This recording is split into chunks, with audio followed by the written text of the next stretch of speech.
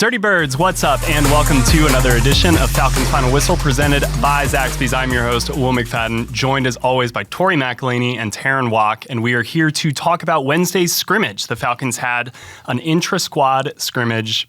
The first time in camp, they've had scrimmage periods, but this was the first time where it felt like 90% of the practice was dedicated to usually ones versus twos, but it was still a lot of fun, and it really did feel like the season is right around the corner. The team is ready to go. There were a lot of players kind of playing fast, playing loose. I'm curious, Terrin, what stood out from today to you? Oh, gosh. I mean, it was just good to get 3 hours, essentially, it felt like. I mean, I actually think it did tap on the door of 3 hours of just scrimmage work. The weather was beautiful, in this mid-70s. It felt like fall football for the first time, so that already put a buzz in the air. But I think you could see it on the players, too. I just know one moment that stands out was, Grady Jarrett had massive pressure on Michael Penix Jr., whether or not it was a sack you can debate because he can't actually hit him. I'll give it to him. But the man was buzzing afterward. I'll tell you that much. The restraint he had in his body to stop that train from demolishing Penix was oh gosh. But he was so excited and you can see multiple plays like that. I think more so on the defense today than offense. There were a few offensive plays where it was woohoo. Yeah. That's as much as my enthusiasm gets right now. But it was rather balanced, but it was good overall. Did you feel balance leaning slightly defense today, or did you think that the offense kind of got their licks into? I thought that early on, it was the offense's day. If you would have asked me that, because they did this thing where they actually mimicked a halftime, going into halftime. That was kind of interesting. It was. Yeah. It was an interesting point of practice because it's all of us and just standing out there waiting for them to come back out of the locker room. They didn't bring any food like they usually do at the stadium. No, we got nothing.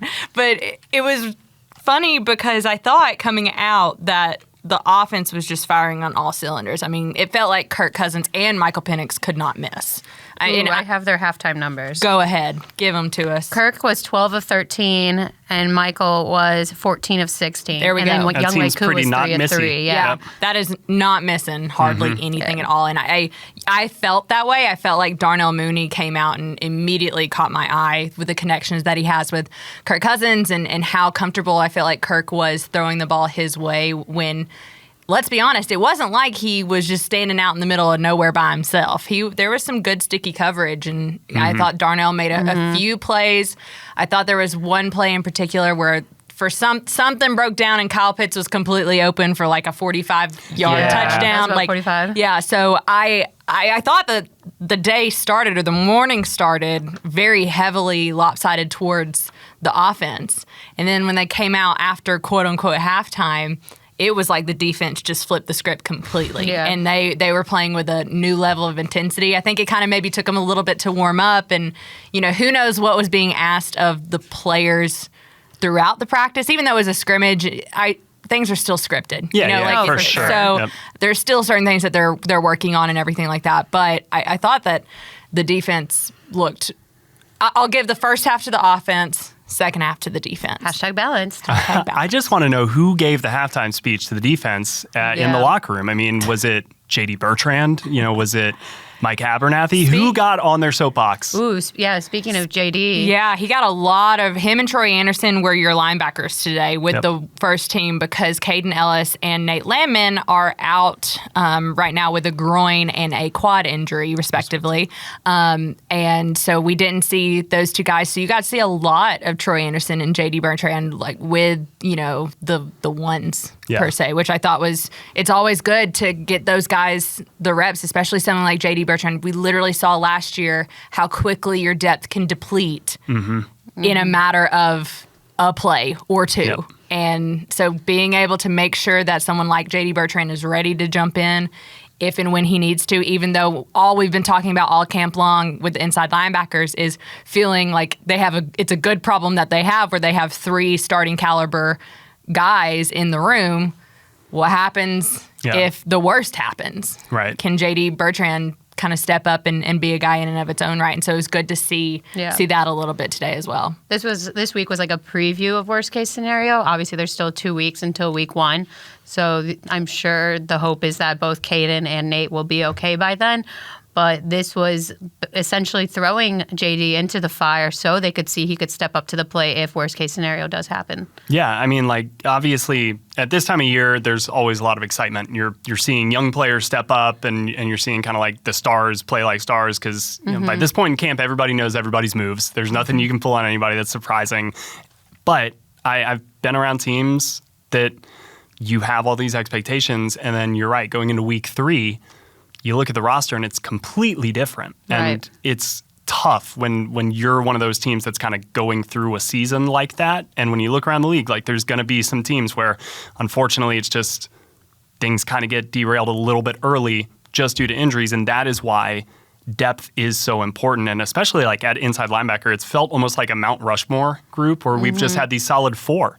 They're the whole time. And we've known who they are and that they are probably going to be the 4 on the team. We've seen great performances from guys like Milo Eifler and Mutant, but like I think that those are the 4, and knowing that they're the 4 from the jump probably does benefit them in a lot of ways because they can already go ahead and get a leg up on everybody else in developing that chemistry and developing that shorthand and getting JD with Troy Anderson in there today. Like, that's a combo that, yeah, you probably are going to see out there on the field at some point on Sundays. And so to get that trial run and get a lot of reps between those two guys. And I think JD played with the ones the entire day today. Yeah. I mean, kind of by necessity a little bit, but like that's so beneficial to him. And I thought Troy Anderson looked great out there. I mean, I'm writing up the best thing I saw today. And really, it's just going to be a rundown of a lot of these like key support players that fall into like a third group. So in training camp, we cover the stars. We like to talk about Grady Jarrett. We like to talk about Drake London. We like to talk about Kirk Cousins. And then we like to talk about Clark Phillips and Mike Hughes. We like to talk about Anthony Johnson or Natrone Brooks or Antonio Hamilton and those guys. But we usually don't talk about the Troy Andersons or the Kentavious Streets or those guys who are really impactful on Sunday. And it was a great day for those types of players today.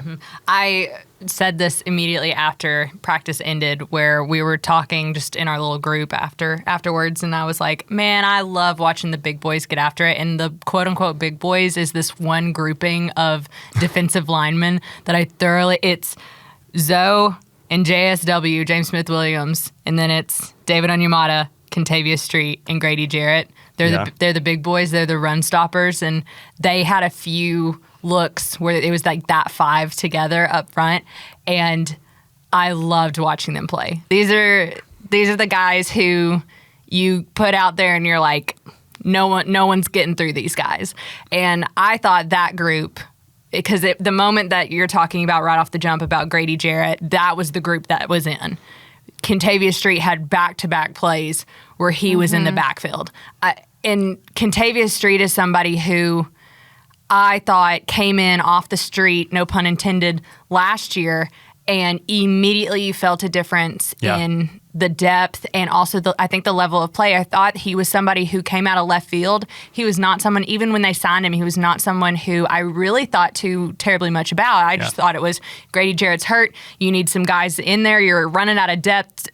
David Onyemata has an ankle injury. Like, you're just trying to plug. You got like London in there. He was a Ryan Nielsen Timmy guy. Horn. Yeah. Good run defender. From New Orleans, right? Yeah. Yes. And so But Philly. But yes. Philly via vice versa, Yeah. So for Kentavious Street, I loved watching him play last year. And then he gets injured and he doesn't really get to finish out the season. And you don't really know exactly what someone like him, what his future in Atlanta would look like. I'm so glad they brought him back. And I think that we are seeing the reason why he can be a game disruptor if you don't look his way. And I like what I see from him, and I just don't. I know we have this bigger conversation about 53 man, and a week away. But like, I just can't see Kentavious Street and someone like Eddie Goldman not being on this 53 man. Even if it means was the first half guy in that role, that big boys group. So even if it means you have to load up with defensive linemen and carry maybe more defensive linemen, than what you may normally want to carry, I'm okay with that because I like what I've seen from these guys. That's this is coming. This is coming. We're going to record it a little bit later and it will roll Friday but we will have the second of our 53-man predictions podcast going Friday. Can't wait to get into that. That is what Tori is alluding at.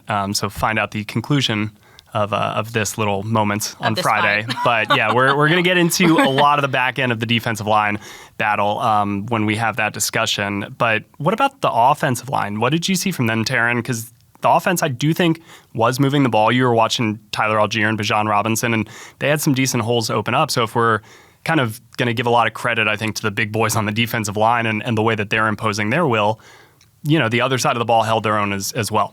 Right. I think the first team offensive line was stronger than the second team, but that's kind of why they're first and second. But the first team offense was running the ball really well. I think their attack was more balanced than, say, the second team. You can see that in Michael Penix's reps. I mean, in the end, he had a lot more pass attempts than Kirk. He was, 21 to 28? Yeah, Michael was 21 to 28, and then Kirk was 16 to 22. So that just goes to show, the second team wasn't getting the ball going on the ground as well. I think that's also indicative, too, of the play calling and the fact that you want Tyler Algier and Bijan Robinson to be as involved in this offense as possible. That's kind of what I attribute it more to. Okay. I don't have a follow-up to that. Yeah, well, it's just the ways, right? If you've got Tyler Algier and Bijan Robinson, obviously, they're going to try to get their touches as well to that. But I think that I was really curious to see kind of the play calling today from Zach Robinson, and obviously it's going to be very different in a real game. But I did think that I saw glimpses of using the run to then set up the pass later on, or using a play-action rollout, which we saw quite a few of those. Play-action rollout, 3 plays later, play-action rollout, 3 plays later, play-action rollout, 4 plays later, play-action screen. And it was okay, so the defense kind of thought they knew what was coming. Boom, we're going to hit them with our left hook. And that was a wrinkle that I didn't necessarily expect to see in a scrimmage type of thing, but I'm very glad that I did. So as we're just kind of talking about the ways to get everybody involved, the flow of a game, mitigate some of your weaknesses. As a defense is going to try to get you to play left-handed, it's always nice to have kind of, all right, we'll turn around and hand it to 7 if things are getting a little hairy. I also think the second half saw the ball in the air a bit more in general, at least going the distance further, whereas in the first, they were shorter darts. Yeah. Michael Penix is a big game hunter. He looks downfield first and foremost. And there were a couple of times where it's come off the read, dude. Come off the read. Go to the back. Go to the back. All right, good. Okay. You go to the back. He went there. He did. He settled in, I think, towards the end of it. This is one play that I know it was my internal monologue where I was just drop it down. Matt and Will would have checked down already. So, but no, once I think he got into the flow a little bit more, then he was checking down. Yeah, and I like that he's big game hunting. I do too. So, yeah. Oh, for sure. I enjoy that. Yeah, it's what makes football fun. Exactly, and it's going to be how many times this preseason and in training camp have we seen one-on-one matchups? The offense is very good, and I'm really curious to see if this is almost like a hallmark of the 2024 Atlanta Falcons offense is mano-a-mano, ISO ball. Let's get one-on-ones with Drake London and somebody. Let's get one-on-ones with Darnell Mooney and somebody. Let's get one-on-ones with Kyle Pitts, and just kind of move guys around so that you get them in that matchup, and then let's get some chunk plays. You have to do that. That's the thing is we're not saying anything that I guarantee you this offensive staff is not sitting there being we need to put Drake London and Kyle Pitts in as many one-on-one matchup as you can, because their whole calling card, those two guys specifically, is that if they're in a one-on-one matchup, regardless of if it's with a linebacker, with a safety, or a corner. As long as it's not Clark Phillips. As long as it's not, which we'll talk about Clark. But as long as it doesn't matter who they're against. Right. If they can get a 50-50 ball, chances are those two guys, their strength is turning 50-50 balls into 70-30 balls their way. Absolutely. You can take that all day. Right, and that's why you get Kyle Pitts with the number 4 overall pick. That's why you get Drake London with the number 8 overall pick, is because of the mismatches that they can provide. Now it's time to capitalize on the mismatches. Now is the time. The time is nigh. You should have given the halftime speech to the defense, man. Yeah. Well, that was more like an offensive speech. The time is nigh. The time is nigh, y'all. Today's episode of Falcons Final Whistle is brought to you by Zaxby's. And after a long game, when I'm tired and I need to refuel, I turn to Zaxby's. Their marinated, hand-breaded, fried to perfection chicken fingers, they hit the spot every time. Get yours with seasoned crinkle fries, a nice drink, and whichever of their 12 signature sauces you're feeling at the moment. But it always hits just right. So next time you need to refuel, go get yourself some Zaxby's. Okay, Clark Phillips? Yeah, I was like, Terrin, you wanna explain the Clark Phillips? What was it? Was that in the first or second? Our leading. I think it was later. Our later leader on in the camp champ locker room. Yeah. Mm-hmm. It was one of the balls where Kirk aired it out a bit down to Drake London on the left sideline, close to the end zone. But it looked like it was going to be Drake's until Clark got his hand up in there. It was really great coverage by Clark. And I feel like we've said that a lot of times. Mm-hmm. He's had his interceptions here and there. I'm a little bit surprised he hasn't had more because we do keep saying Clark was there. Clark broke it up. Clark got a hand on it. The biggest thing about Clark, and this was something that scouts talked about when he was coming up through the draft, was this is a guy who is just always around the freaking ball. He finds a way to position himself and get himself in the area to make a play. And I know that you can talk about like his size. He is an undersized guy, especially when you're talking about putting him outside. He is undersized. But you look at him go up against someone like Drake London, who he went up against in college, and there are clips of them getting after each other, and there is a significant level of competition between Clark Phillips and whoever he's going against. I wouldn't count out Clark Phillips at any point in time. And over the course of this training camp, he has just consistently been there. Just been there to make the play, and today was no different. I think the video is actually up on our social media accounts of the play that Terrin is describing, and the man's got hops. Like, he may be small, but he can, I mean... It was Brent Grimes-esque. Like, nobody's ever had the, like, vertical that Brent Grimes had, but it was the type of throw where, like, it kind of hung in the air, and I had a second to, like, look at the ball, then look down at the two players, like, getting ready to almost do a ball in basketball, like, boxing each other out. And I was like, Drake London has at least 6 inches on Clark Phillips, and Clark made those 6 inches up. Like, he got up there and knocked the ball. It was such an impressive play from a defensive back that we've, like, really enjoyed watching all throughout training camp. And none of this is new with Clark Phillips. No. Like, go back and read my Finding Falcons story from when Clark was drafted. The lead of that story is him going up against Drake London in the college ranks, and I literally say Drake London has 6 inches on this kid and probably an extra 75 pounds. And you would never know that. You're so ahead of your time. I was. Here we are 2 years later. I'm like, people, I told you what to expect. There was one other kind of defensive back who I like couldn't help but notice, and that would be Kevin King. And you know, he's another player that we've talked a lot about throughout training camp and the preseason, but today was for a different reason. Today was because he like was in a role that I've not seen him occupy, that I haven't even necessarily noticed any player occupy, because first off, they were in dime, which was 6 defensive backs on the field, so they had 3 defensive linemen, 2 linebackers, but then Kevin King was like a pseudo third linebacker. Like, it was definitely a big 3 safety package out there, and like his versatility isn't necessarily anything I like had noticed before. I'm still not necessarily sure, is that the role for him? Because it's, again, the first time that we've seen it, but it makes sense conceptually that you need somebody to fill that void. Yeah, well, I always thought that it would be Richie. Yeah, like that, and I think it probably would have been if DeMarco, and it still may be with Justin Simmons being inserted into this defense. That was the role kind of I envisioned for Richie Grant. And the fact that maybe they're trying to get a little bit of a more significant role for Kevin King because of what he's been able to do over the course of training camp, over the course of preseason. I think that he has become a favorite of the preseason for what he's shown over the course of the last month. And this, Will and I were talking about this when we were literally on the field afterwards, and it's like, this is just for me, this is a way to keep him on that 53-man roster. Give him as many jobs as you can so that no matter what happens, this is a guy who can play depth at any specific point in the secondary. It's almost like Kamal Ishmael-ish. That's a weird, couple of words I just said. Yeah. Like, but yeah, he was a bigger safety, kind of was like his defined position, but could play some of that like box linebacker, roll it down, like do some different things. And so yeah, if like I think what you said is important. That could be Richie Grant, right? Because Justin Simmons was not out there.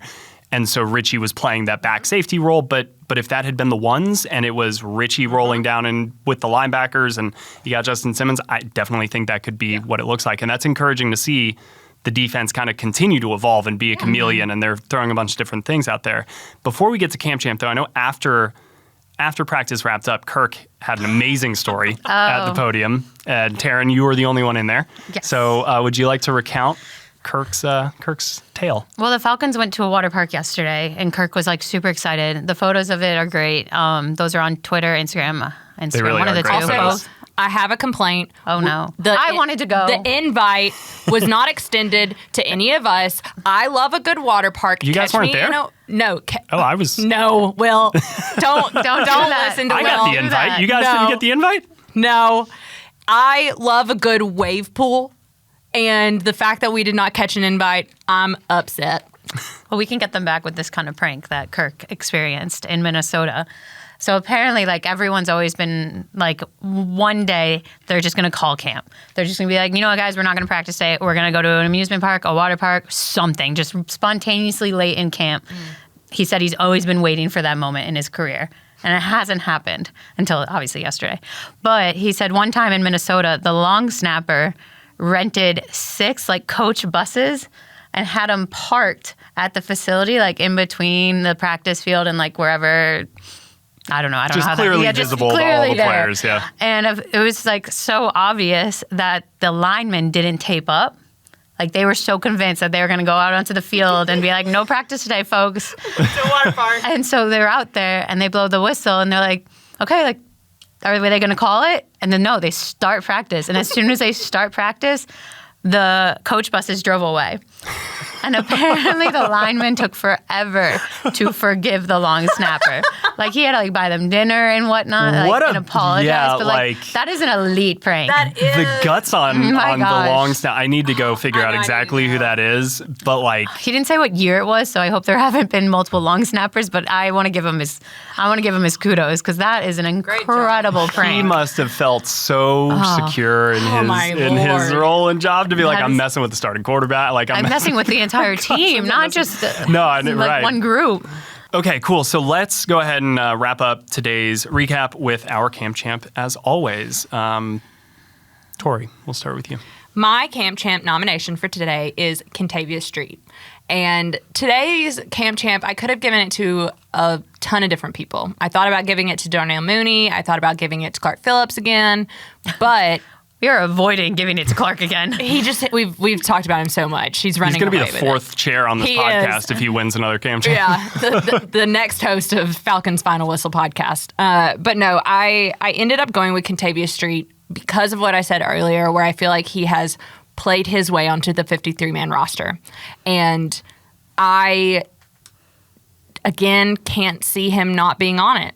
And the play today and what I think he was able to do for Grady Jarrett and for maybe David Onyemata and for Lorenzo Carter, Matthew Judon, who got out there a little bit more today, that can't be overlooked. I think. So what does he do for them? What are you seeing? From what I see, he helps draw some guys off of them. Okay. I do. I think that a lot of times you've seen this over the course of Grady Jarrett's career where the protection slides to him, and it's sometimes not just the protection. Sometimes instead of 2 offensive linemen, sometimes it's even 3. Yeah, or the running back is stepping up right behind him. Yep. And that level of pressure going to someone, I think it's kind of a lack of respect for the other guys on the field that they don't even need to worry about it. That's what it feels like.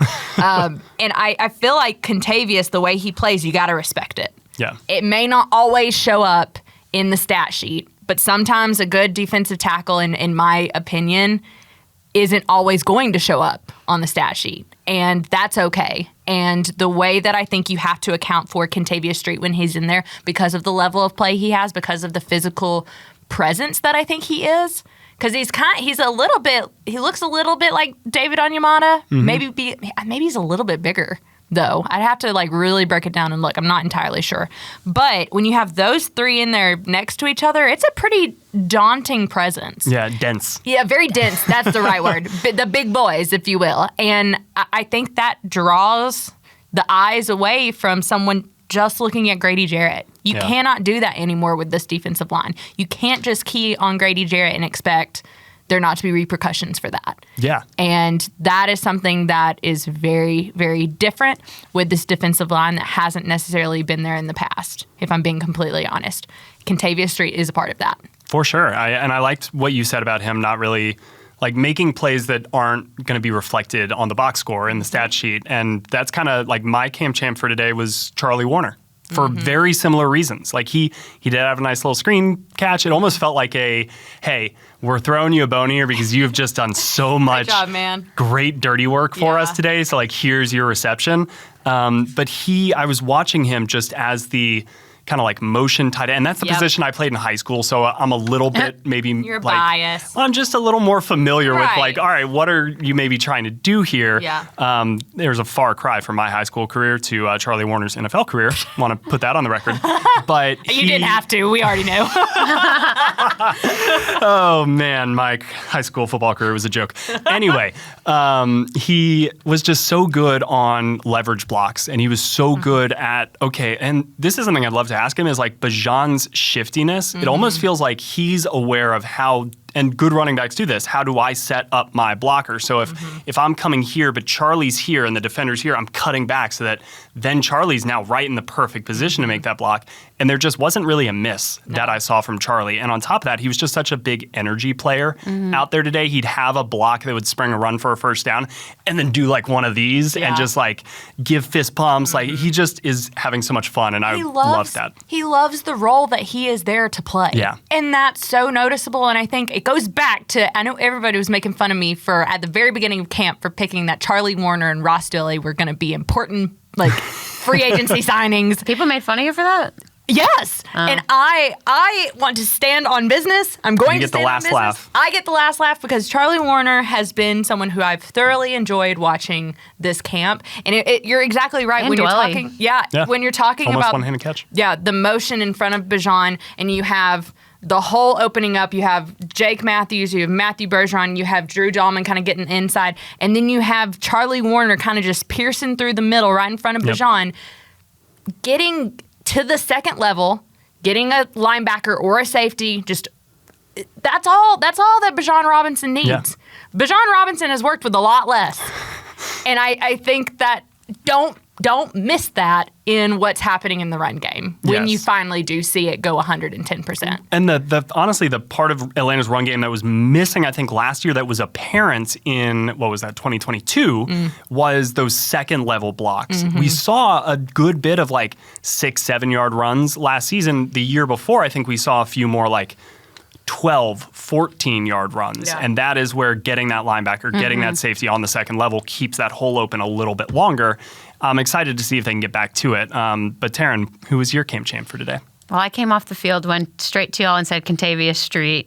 I was back and forth between him and Eddie Goldman because I know Eddie had a lot of quarterback pressure in that first half, which Kentavious had in the second. So I think it was just recency bice that I said Kentavious really right away. Yeah. But I just remember in the first half, it was like, there's Goldman again. There's Goldman again. Goldman's on him. And so back and forth between them. But to make the voting simple, I'm going to stick to Kentavious Street, which I said earlier. I love that. Again, it's like the three guys we just named, that was kind of the theme for today. And it's why it's so exciting in a scrimmage, again, with the season just kind of right on the doorstep, the hand poised to knock. I loved that I saw Not my analogy. the role players just kind of ready to go. They were locked in. And those are the players, as much as we talk about Bijan, as much as we talk about Jesse Bates, those players in the middle of this roster are going to be the ones that really determine a lot of the wins and losses this year. I enjoy that we all picked someone who didn't necessarily have a standout stat because there was the interception, there was the touchdown pass, there were good runs. So knowing that all of us were tuned in on someone who wouldn't be on the stat sheet is kind of says a lot about this team. We're locked in as well. That's a great note to end on. We have one more preseason game And then we get to start Friday. talking about Pittsburgh and week 1 in the 2024 season. We are almost here. And so we hope that you guys will be along for the ride with us. But thank you so much for listening to today's episode of Falcons Final Whistle or watching. You can check us out on YouTube as well. But that will do it for today's episode. I'm Will McFadden. We got Tori McElhaney and Terrin Waack. Thank you so much for watching and listening, and we will see you guys tomorrow.